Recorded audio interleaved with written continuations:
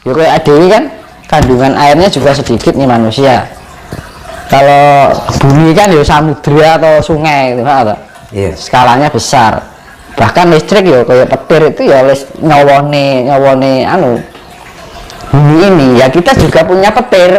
Ini sing jerone awak nih sifatnya itu ya sing diarani nyawa. Kan itulah nyawa itu unsur listrik. Nah, unsur listriknya apa? Karena ada pergerakan 4 unsur alam ini, maka terciptalah energi kelistrikan. Nah, karena apa?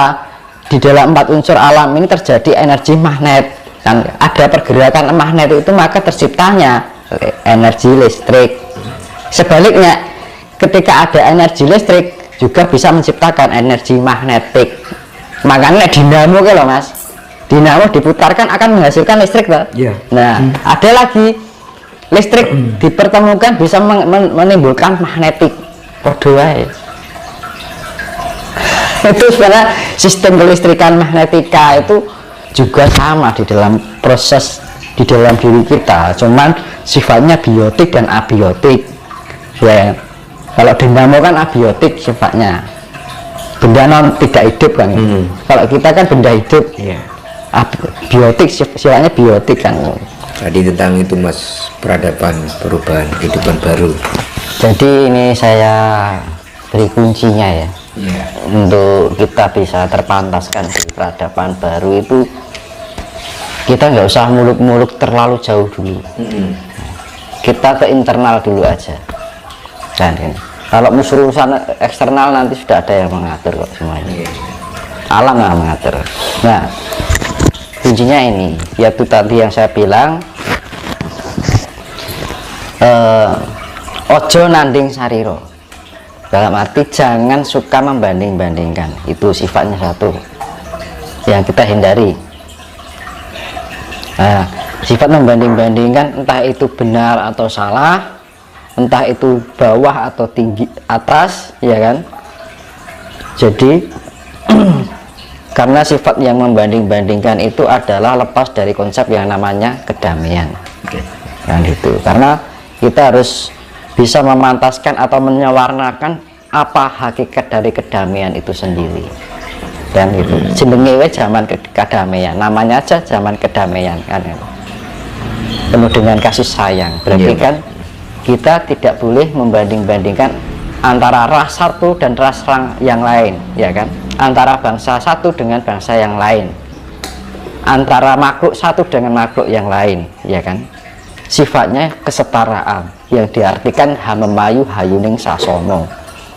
Kita lebih menghargai sesama, bahwa kita semua adalah bagian satu kesatuan dari ciptaan Tuhan, kan gitu. Kita sama-sama ciptaan Tuhan yang harusnya saling menghargai. Itu yang mana, yaitu satu adalah kuncinya ojo nanding sariro, jangan membanding-bandingkan. Nah itu. Terus kunci yang kedua, ojo ngukur sariro, jangan suka mengukur. Dalam arti aku segini, kamu segitu, dia segitu, dia itu jangan. Itu juga lepas dari konsep yang namanya lepas dari konsep hakikat dari kedamaian itu sendiri. Karena di dalam kedamaian tidak ada unsur yang saling menilai, entah itu baik atau buruk, kan suatu penilaian, kan gitu kan. Daripada kita menilai yang lain, lebih baik kita menilai diri kita sendiri, kan gitu. Itu alangkah lebih baik, kan. Karena menilai dengan memberikan saran lain, beda. Nah, beda kan. Kalau menilai itu sifatnya menjudge atau menghakimi. Misalkan ada orang buruk, kita anggap buruk, ya kan. Sedangkan yang buruk aja tidak pernah mengatain diri kita, kan gitu. Yang dianggap buruk itu kadang seperti itu, ya kan, di dalam kehidupan sehari-hari itu. Nah itu kan jebakan-jebakan yang seperti harus kita waspadai ya. Ya sifat nanding sariro atau membanding-bandingkan, terus sifat yang mengukur sariro yang sifatnya mengukur tinggi rendahnya seseorang, entah itu dari secara keilmuan, pengetahuan, ya kan, dari ajaran, adat istiadat, jangan. Nah itu sifatnya jangan ojo ngukur sariro. Nah, itu yang kedua. Terus yang ketiga, harus mempunyai sifat tepo sariro. Tepo sariro itu kita lebih bisa memahami yang dari luar dari kita, yaitu entah itu pada hewan, entah itu pada tumbuhan, entah itu pada manusia, ya kan? Itu sifatnya Hamamayu Hayuning Sasomo juga, ya. Kita lebih menghargai, menghormati makhluk lain, entah itu tumbuhan, entah itu hewan, apalagi sesama manusia, gitu kan. Kita lebih mempunyai sifat pri kemanusiawian. Nah, ya kan? Tapi yang terjadi sekarang kan udah kehilangan itu semua. Lah kok ibaratnya, lah kok orang saudara sendiri banyak kena gitu kan. Saudara makan saudara, teman makan teman, ya kan. Nah, makanya untuk bisa terpantaskan di peradaban baru, kuncinya yang ketiga itu tadi adalah tepo sariro. Kita menghargai dan menghormati, memahami orang lain. Nah, itu yang keempat, mawas diri. Itu lebih condong pada Hamamayu Hayuning diri. Kita lebih bisa mengolah diri, menganalisa diri, mempelajari segala apa yang ada di dalam diri kita, kekurangan kita apa, ya kan, yang sifatnya lebih ke introspeksi. Nah, jadi lebih baik kita menilai diri kita sendiri daripada kita menilai orang lain. Nah, ibarat sebelum kita harus mawas diri, jika tidak ingin disakiti jangan menyakiti, ya kan.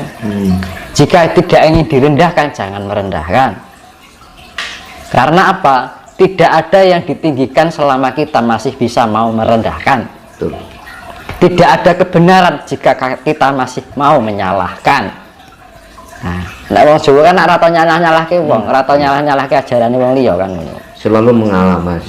Gitu. Meskipun tidak injak tapi terus mengalah. Enggak pernah istilahnya ngukur ajaranku itu paling sempurna di dunia ini. Nah, itu masuk pada sifat ngukur sariro.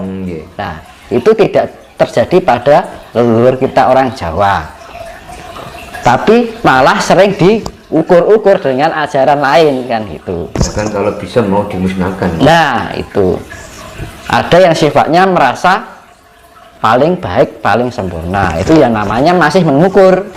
Nah, itu. Nah, itu yang tidak dipantaskan di peradaban baru.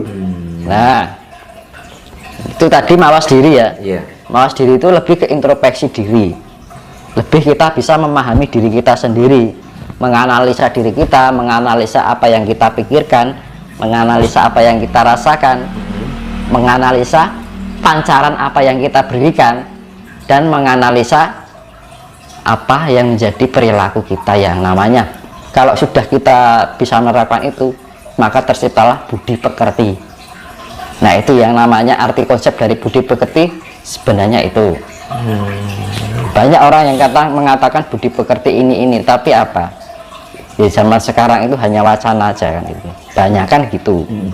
Nah, makanya kita mulai kembali untuk menggali apa arti ya hakikat dari budi pekerti itu secara hakiki kan gitu.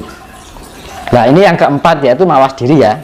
Yang kelima adalah mulat sariro. Mulat itu melihat, sariro itu kita, diri kita, dalam arti bercermin kan gitu kan.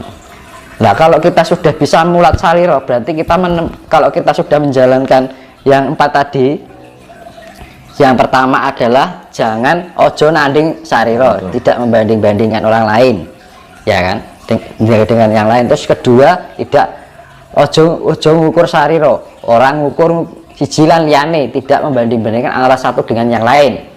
Terus ketiga, sifatnya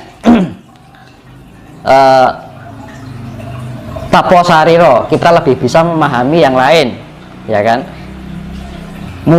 Mawas diri, kita lebih bisa memahami atau menganalisa diri kita sendiri, yang sifatnya introspeksi. Nah, kalau empat ini sudah dijalankan, maka akan ketemu adalah mulat sariro. Kita bisa lebih memahami jati diri kita sendiri. Nah, di situ ketika kita menemukan jati diri kita sendiri itu adalah gerbang pintu menuju yang namanya kita bisa menemukan hakikat dari ketuhanan itu sendiri.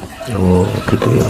Nah itu jadi jangan harap bisa bertemu istilahnya jangan harap bisa mengenal Tuhan jika tidak bisa mengenal jati diri kita sendiri. Jika ada orang yang mengaku sudah dekat dengan Tuhan, dekat dengan yang sifat istilah nama apa lain yang diibaratkan dari nama lain dari Tuhan, tapi tidak bisa mengenal jati dirinya, itu hanya omong kosong.